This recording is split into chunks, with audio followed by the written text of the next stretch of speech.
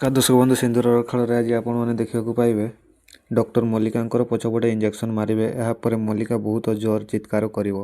ଏହା ଚିତ୍କାରରେ ଘରେ ଯେତିକି ବି ଫୁଲଦାନୀ ଥିବ ସବୁ ଭାଙ୍ଗିଯିବ। ଏତେ ସାଉଣ୍ଡ ହେବ ଯେ ଅଂଶ, ମେଘା ଆଉ ସମସ୍ତେ କାନକୁ ବନ୍ଦ କରିଦେବେ। ତାପରେ ଡାକ୍ତର କହିବେ, ଦେଖିଲ ତ ମ୍ୟାଡ଼ାମ୍, ଜଣଙ୍କୁ ପାଇଁ 3 ଜଣ ଭଲ ହୋଇଗଲେ। ଏବେ ଦେଖିବେ ଏମାନେ ଘୋଡ଼ା ଭଳି ରିଆକ୍ଟ କରିବେ। ଏହା ଶୁଣି ମେଘା ଆଶ୍ଚର୍ଯ୍ୟ ହୋଇ କହିବେ, ଘୋଡ଼ା ପରି?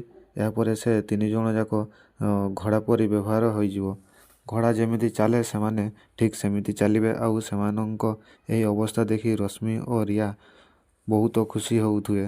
ତାପରେ ଅଂଶ କହିବେ, ଡାକ୍ତର ଏସବୁ କ'ଣ? ଆପଣ ଏଇଭଳି ଟ୍ରିଟମେଣ୍ଟ କରୁଛନ୍ତି? ତାପରେ ଡକ୍ଟର କହିବେ, ଏମାନଙ୍କୁ ଘୋଡ଼ା ଇଞ୍ଜେକ୍ସନ୍ ଦିଆହୋଇଥିଲା।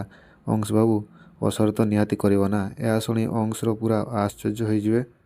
ଘୋଡ଼ା ଭଳି ଦୌଡ଼ିବେ। ଆଉ ଦେଖନ୍ତୁ ତା ଫଳାଫଳ କ'ଣ ହେଲା। ଠିକ୍ ଘୋଡ଼ା ଭଳି ଦୌଡ଼ୁଛନ୍ତି। ତାପରେ ମେଘା ମୁଣ୍ଡରେ ହାତ ଦେଇ କହିବେ, ଘୋଡ଼ା ଇଞ୍ଜେକ୍ସନ୍। ଏହାପରେ 3 ଜଣ ଯାକ ଘୋଡ଼ା ହୋଇ ରାସ୍ତା ଆଡ଼କୁ ଚାଲିଯିବେ। ଏହା ଦେଖି ରଶ୍ମି ବହୁତ ଖୁସି ହେଉଥିବେ।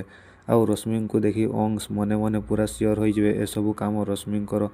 ଆଉ ସେପଟେ ରାସ୍ତାରେ ଯେକୌଣସି ଲୋକ ଯାଉଥିବେ ସେମାନେ ଠିକ୍ ଘୋଡ଼ା ପରି ବ୍ୟବହାର କରୁଥିବେ। ଆଉ ତାଙ୍କୁ ଦେଖି ସମସ୍ତେ ଭାବୁଥିବେ ଏମାନେ ପାଗଳ ହୋଇଯାଇଛନ୍ତି। ଏହାପରେ ଅଂଶ ଓ ମେଘା ତାଙ୍କୁ ପିଛା କରି କରି ରାସ୍ତାକୁ ଚାଲି ଆସିବେ। ଏହାପରେ ମେଘା କହିବେ, ଅଂଶ, ସେମାନେ 3 ଜଣ ଯାକ କୁଆଡ଼େ ଚାଲିଗଲେ? କାହିଁ ଦେଖାଯାଉ ନାହାନ୍ତି ତ? ଏହାପରେ ଅଂଶ କହିବେ, ମା, ଏହିପରି ଅବସ୍ଥାରେ ସେମାନେ ବାହାରେ ବୁଲିବାଟା ବହୁତ ବିପଦ ହୋଇଯାଇପାରେ। ଏହାପରେ ମେଘା କହିବେ, ମୁଁ ତ ସେଇ କଥା ହିଁ କହୁଛି, ଚାଲ ସେମାନଙ୍କୁ ଖୋଜିବା। ଏହାପରେ ଅଂଶ ଓ ମେଘା 2 ଜଣ ଯାକ ଖୋଜିବାକୁ ଲାଗିବେ।